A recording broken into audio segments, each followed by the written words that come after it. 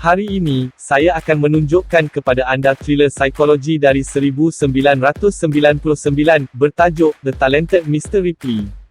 Tom Ripley ialah seorang lelaki muda, bergelut untuk mencari rezeki pada akhir 1950-an New York City menggunakan bakat pemalsuan, pembohongan dan penyamaran. Suatu hari, semasa bekerja sebagai penjaga tandas di sebuah hotel Manhattan yang mewah, dia bertemu dengan graduan Princeton, yang merasuahnya untuk bekerja di alumni berpesta, dengan bermain piano kerana lelaki itu hanya patah tangannya dan tidak boleh bermain.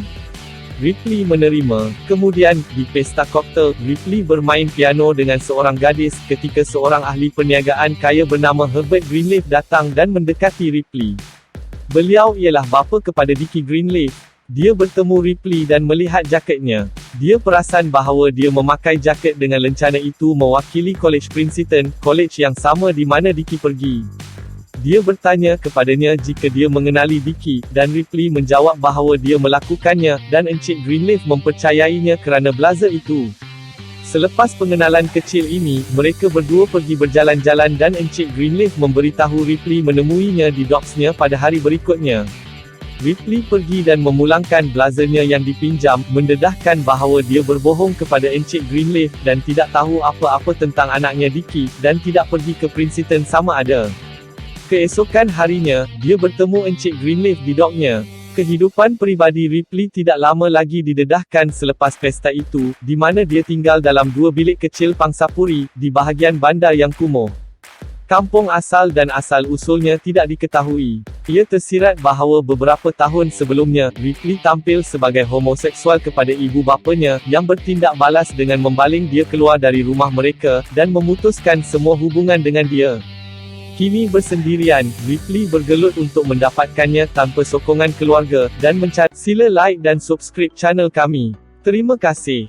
Cari cinta sejatinya, sebagai jalan keluar untuk kesepiannya. Di docks, Encik Greenleaf memberitahunya sedikit tentang Dickie. Dia memberitahunya bahawa Dickie sangat manja, dan dia kini berada di Itali. Dickie membenci ayahnya, sebab itu dia pergi ke Itali, untuk menjalani hidupnya tanpa bapanya. Encik Greenleaf membentangkan cadangan, dan memberitahunya bahawa dia mahu Ripley pergi ke Itali, dan meyakinkan Dickie untuk kembali ke United Negeri.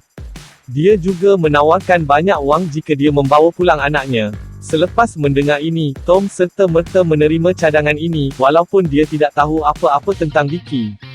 Dia tidak tahu penampilannya, atau bagaimana dia berkelakuan apapun, tetapi dia masih menerima cadangan ini kerana wang itu. Keesokan harinya, dia bertolak ke Itali. Semasa perjalanannya, dia bertemu dengan seorang tekstil muda dan kaya waris bernama Meredith Locke. Semasa perbualan ringkas mereka, dia secara impulsif berpura-pura jadilah Dickie. Apabila dia bertanya kepadanya namanya, dia tidak berfikir dua kali, dan serta-merta memperkenalkannya dirinya sebagai Dickie Greenleaf. Keluarga Greenleaf agak terkenal dengan kekayaan mereka, itulah sebabnya Ripley berpura-pura menjadi Dickie. Dia berpendapat bahawa adalah lebih baik menjadi seseorang yang palsu daripada seorang yang tiada siapa sebenarnya. Tidak lama selepas ketibaannya di Itali, Ripley mula mengintip Dickie. Dia melihatnya melalui teleskop, dan mendapati dia suka pergi ke pantai bersama tunangnya. Dia mengetahui semua yang dia boleh tentang Dickie dari jarak yang selamat, sebelum benar-benar berjumpa dengannya secara peribadi. Suatu hari, Ripley memutuskan untuk pergi ke pantai dan akhirnya bertemu dengannya. Ripley pergi ke pantai, dan memalsukan pertemuan bersama Dickie dan tunangnya, Marga Sherwood. Dia cuba untuk meyakinkan Dickie bahawa kedua-duanya bertemu di Princeton. Ripley seorang pembohong yang licik, dan cuba meyakinkannya bahawa mereka berdua pernah pergi ke kolej bersama-sama. Selepas perbualan ringkas, Dickie mempercayai Ripley dan berfikir bahawa dia pasti melupakannya. Dan dengan Dickie mempercayai pembohongannya, Ripley melangkah ke dalam hidupnya. Ripley menjadi kawan Dickie melalui percakapan manis, tidak pernah mendedahkan niat sebenar beliau. Selepas menjadi kawan baik, Dickie menjemputnya untuk tinggal bersamanya dan Marga, yang mana dia serta-merta bersetuju. Mereka pergi ke kelab dan berpesta. Lewat malam, mereka akan pergi ke karaoke, malah pergi ke bot Dickie untuk berseronok. Suatu hari, Ripley mendapati Dickie mempunyai kekasih terlarang. Dia membuat spekulasi bahawa Dicky bersama wanita ini bermakna dia tidak setia, dan bahawa dia curang dengan tunangnya Marga. Dia memutuskan bahawa dia boleh terus memerangkap Dicky dengan mendedahkan kebenaran.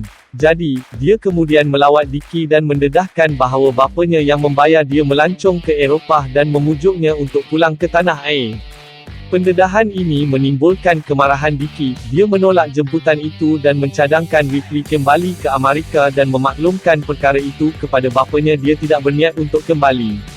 Kedua-duanya mengarang skema untuk Ripley memerah tambahan dana daripada Herbert Greenleaf dengan menghantar surat secara berkala, mencadangkan Dicky goyah dan akan mungkin kembali ke Amerika, jika Ripley boleh kekal di Itali dan terus memberikan tekanan, bermakna bahawa Ripley tahu Dicky akan merobeknya. Bapa dengan Ripley, itulah sebabnya dia memberitahunya perkara sebenar. Ripley melihat tanda tangan Dicky, dan mengingatnya dalam fikirannya supaya dia boleh menggunakannya dalam masa terdekat masa hadapan.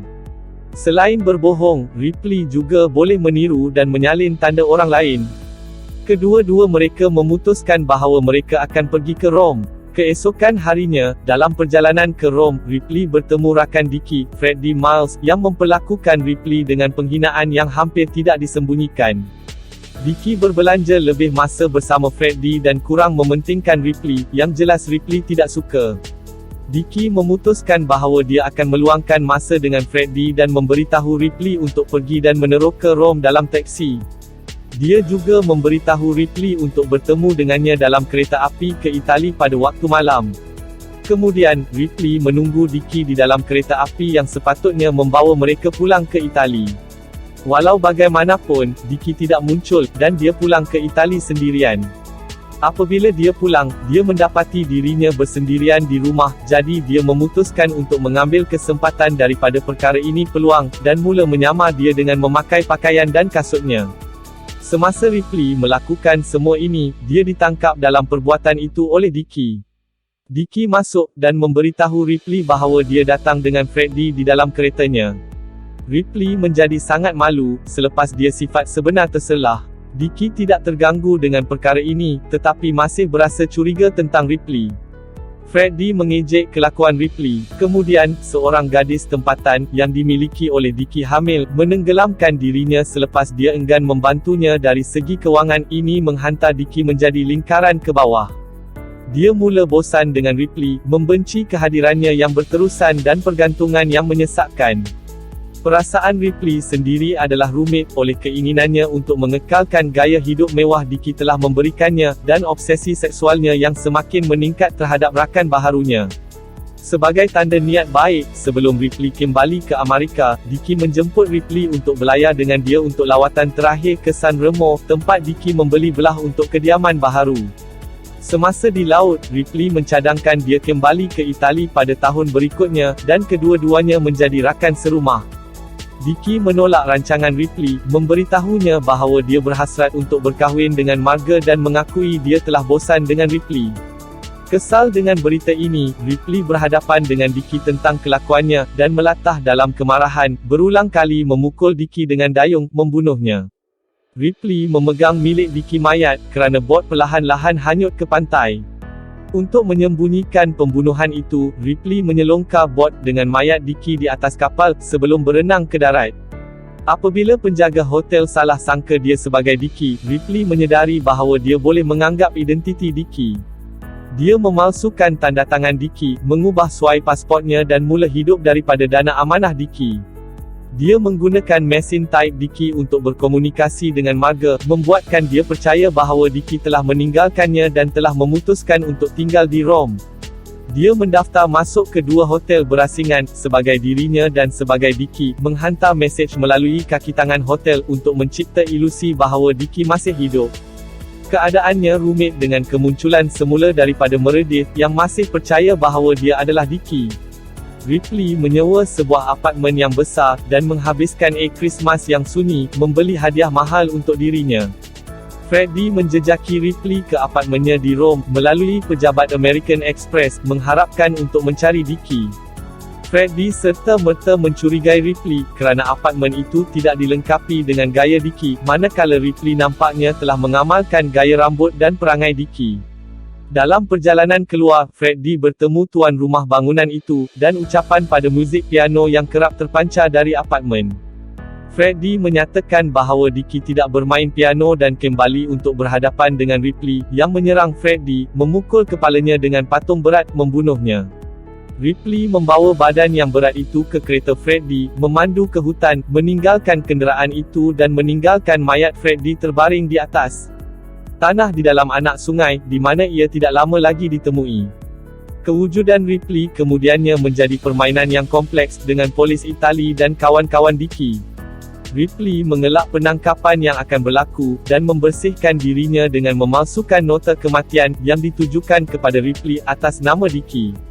Dia kemudian berpindah ke Venice, dan menyewa sebuah apartmen di bawah nama sebenarnya. Walaupun dipercayai oleh bapa Dickie, Ripley berasa gelisah apabila Encik Greenleaf mengupah detektif swasta Amerika Alvin McCarran untuk menyiasat kehilangan Dickie. Marga mengesyaki penglibatan Ripley dalam kematian Dickie, dan berhadapan dengannya, selepas menemui Dickie berdering di bilik Ripley. Ripley nampaknya bersedia untuk membunuh Marga, tetapi terganggu apabila Peter Smith Kingsley, rakan bersama, memasuki apartmen dengan kunci yang Ripley berikan kepadanya. Dekat klimaks, Marga, bapa Dickie dan McCarran, kesemuanya berhadapan dengan Ripley di apartmennya di Venice, tetapi nasib nampaknya kekal bersama Ripley. McCarran, selepas mendedahkan butiran kotor tertentu tentang Dickie lalu mendedahkan kepada Ripley bahawa Encik Greenleaf telah meminta penyiasatan dihentikan. McCarran tidak akan berkongsi pendedahannya dengan polis Itali dan meminta Ripley berjanji untuk melakukan perkara yang sama. Sebagai pertukaran untuk keterusterangannya, dan implikasi yang dibuat dalam nota Dickie, Herbert Greenleaf bercadang untuk memindahkan sebahagian besar pendapatan dana amanah Dickie kepada Ripley. Marga kecewa dengan resolusi itu, dengan marah menuduh Ripley terlibat dalam dikis kehilangannya, sebelum Greenleaf dan McCarran menyeretnya pergi. Diasingkan oleh mereka dan Ripley, Marga pergi untuk kembali ke Amerika. Kini pasangan kekasih Ripley dan Peter pergi berlayar bersama-sama, hanya untuk mengetahui bahawa Meredith juga berada di atas kapal. Ripley sedar bahawa dia tidak boleh menghalang Peter daripada berkomunikasi dengan Meredith dan mengetahui bahawa dia telah menganggap dirinya sebagai Dickie. Peter dan Meredith mengenali antara satu sama lain, dan pastinya akan bertemu pada satu ketika dalam pelayaran.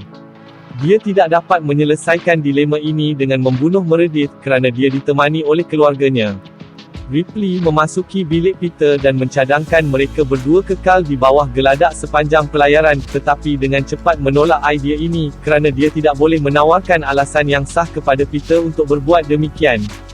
Ripley menangis sambil mencekik Peter hingga mati, mencampakkan tubuhnya ke laut, kemudian kembali ke kabinnya sendiri, di mana dia duduk bersendirian. Walaupun Tom Ripley tahu bahawa dia telah melarikan diri dengan kejahatannya, dan tidak akan dibawa ke muka pengadilan, dia dengan sedihnya telah menyerahkan dirinya kepada kehidupan bersendirian, tanpa cinta atau penerimaan. Tamat. Sila like dan subscribe channel kami. Sila layari peti deskripsi channel ini untuk beri sokongan anda. Untuk tonton filem-filem lain sila lawat playlist channel kami. Terima kasih.